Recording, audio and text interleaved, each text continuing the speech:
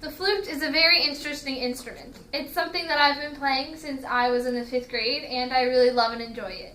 While I understand that not everybody will grow to love the flute and know how to play it as well as I do, I still think that understanding a little bit about the flute or another instrument can be beneficial to an everyday person.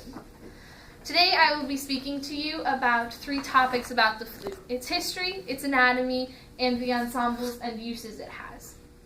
First is the history of the flute. According to Leonardo di Lorenzo in My Complete Story of the Flute, the instrument, the performer, the music, published in 1992, the flute began as early as in ancient Japan, China, Greece, and Rome. These early flutes were simply reeds with holes drilled into them. Because they were so simplistic, the flute started out as a keyed instrument, meaning that it could only play 7 certain notes.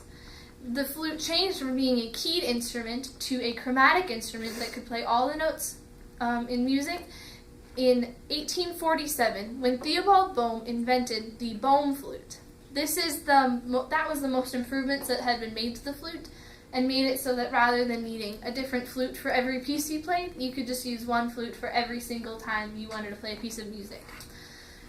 Theobald Boehm patented the Boehm flute in Bavaria in April 1847, according to Robert Biggio in Theobald Boehm Has the Last Word, published in Pan, the Flute magazine, September 2007. The second area of a flute I would like to speak to you about is its anatomy. The flute has 3 parts: the head, the body, and the foot. The head joint is the most simplistic, consisting of only the lip plate, which is used for the sound mechanism. The next section is the body of the flute. This is the largest and most complicated.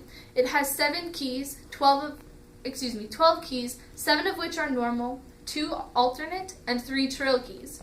There are 2 different kinds of bodies, open and closed bodies. These describe the ways that the keys are formed and the level of difficulty in playing them. The last part of a flute is the foot joint. There are 2 different kinds of foot joints, just like body joints, a B-flat or a C. The difference is that the B-flat foot joint goes a note and a half lower and is therefore more complex. Lastly, I will be informing you about the ensembles that flutes are in.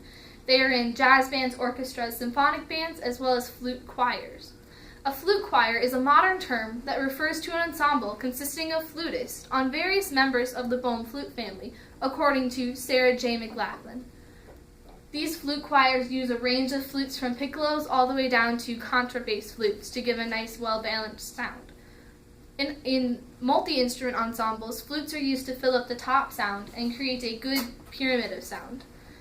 Pitched instruments are still sometimes used, although Boehm flutes are much more popular. Flutes are also used in solos and in solo pieces. The flute is a very important part of my life, and I hope you were interested in learning a little bit about its history, its anatomy, and its various uses. Thank you for your time.